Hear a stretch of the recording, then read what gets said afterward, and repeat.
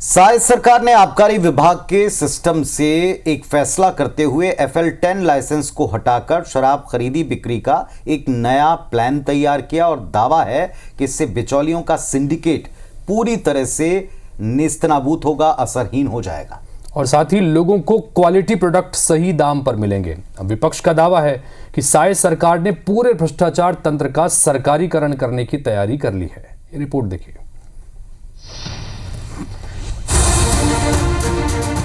Sai cabinet का फैसला, शराब खरीदी का नया प्लान। अब सीधे कंपनी से होगी अंग्रेजी शराब की खरीदी, टूटेगा सिंडिकेट, ट्रांसपेरेंट होगा सिस्टम।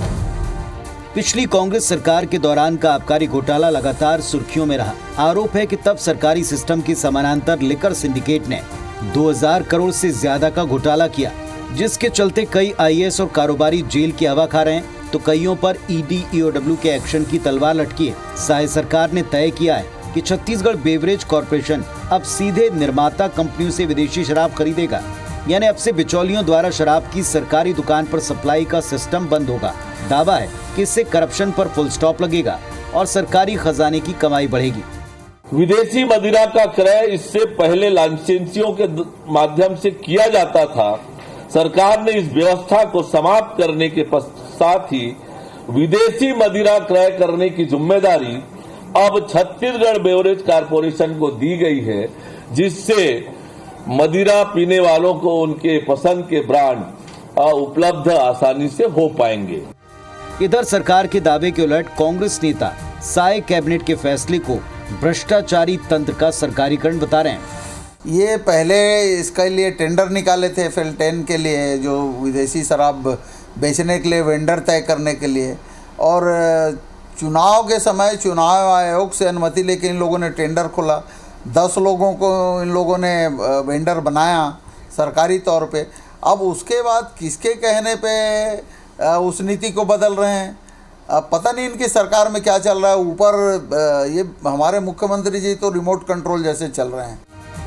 एक अनुमान के मुताबिक साल भर में छत्तीसगढ़ में तकरीबन 11,000 करोड़ की शराब बिकेगी, जिसका 80% करीब 88 करोड़ रुपए की देसी शराब तो 2,500 करोड़ की विदेशी शराब होगी। अभी तक जारी सिस्टम के तहत बिचौलिए बाहरी निजी कंपनियों से शराब खरीदकर सरकारी शराब बिक्री काउंटर्स पर सप्लाई करते थे, जिसके लिए सरकार 3 से 4 चुनिंदा लोगों को FL10 लाइसेंस जारी करती थी। आरोप है कि सरकारी तंत्र को सेट कर ये बिचौलिए मोनोपोली के तहत जो कंपनी ने ज्यादा कमीशन देती उन्हीं का माल आउटलेट्स पर सप्लाई किया करते थे। नतीजा, सरकारी खजाने को चूना लगता और लोगों को अच्छे ब्रांड की जगह घटिया क्वालिटी की शराब मिलती थी। साय सरकार ने FL10 लाइसेंस सिस्टम खत्म करते हुए ये दावा किया कि अब से प्रदेश में सभी ब्रांडेड शराब सही और कम दाम पर मिलेगी। सवाल है, क्या ये फैसला जल्द लागू हो पाएगा?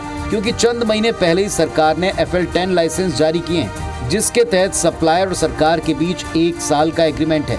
ऐसे में सप्लायर कोर्ट में से चैलेंज कर सकते हैं। बताया जाता है कि सरकार ने हाई कोर्ट में इसके लिए कैविएट दाखिल करने की तैयारी की है। सबसे बड़ा सवाल, शराब खरीदी बिक्री का ये नया सिस्टम क्या वाकई करप्शन प्रूफ है? राजेश राज, IBC 24, रायपुर।